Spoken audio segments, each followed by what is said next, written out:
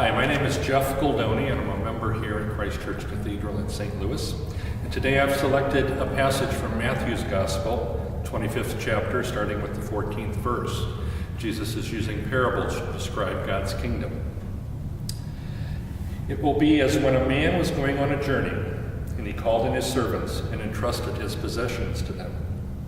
To one he gave 5 talents, to another 2, to a third 1, to each according to his ability. And then he went away. Immediately the one who received 5 talents went and traded them, and made another 5. Likewise, the one who received 2 made another 2. But the man who received 1 went off and dug a hole in the ground and buried his master's money. After a long time, the master of those servants returned and settled accounts with them. The one who had received the 5 talents came forward, bringing the additional 5. See, I have made 5 more. His master said to him, Well done, my good and faithful servant. Since you were faithful in small matters, I will give you great responsibilities. Come, share your master's joy. Then the one who had received 2 talents also came forward and said, Master, you gave me 2 talents. See, I have made 2 more. His master said to him, Well done, my good and faithful servant. Since you were faithful in small matters, I will give you great responsibilities. Come, share your master's joy.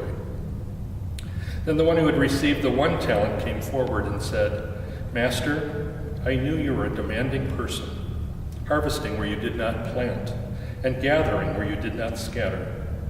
So out of fear, I went and buried your talent in the ground. Here it is back. His master said to him in reply, You wicked, lazy servant. So you knew that I harvest where I did not plant, and gather where I did not scatter. Should you not then have put my money in the bank, so that I could have it back with interest on my return?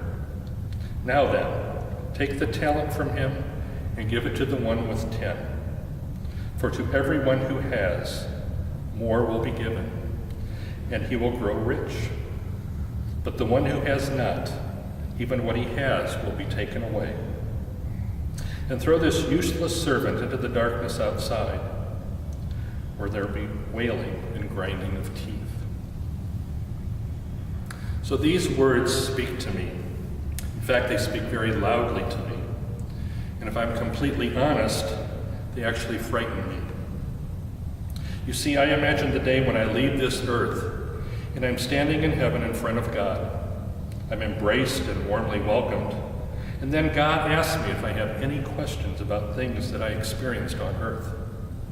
And I say, Yes, Lord, I sure do. And I proceed to ask, God, if you love people so much, why do you let things like hunger and starvation affect my brothers and sisters? Or poverty, or homelessness, or social injustice? Why is it so prevalent? And God responds with a bit of a smirk on his face, and he says, Jeff, it's kind of funny. I was going to ask you the same question. Yes, these verses frighten me. I don't want God to ask me that question. I honestly won't have a very good answer.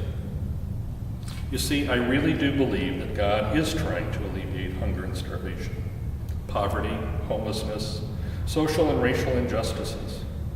God doesn't want that for anyone. I believe that God created you and I to get the job done once and for all.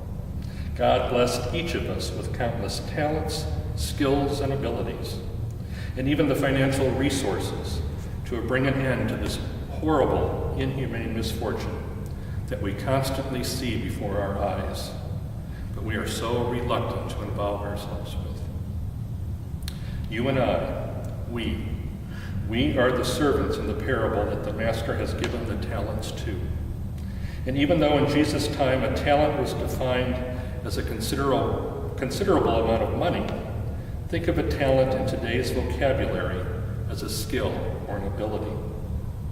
So the startling question here on earth now becomes, how are you and I, how are we using the talents God has given us? How are we putting them to good use? to serve the Master and our brothers and sisters?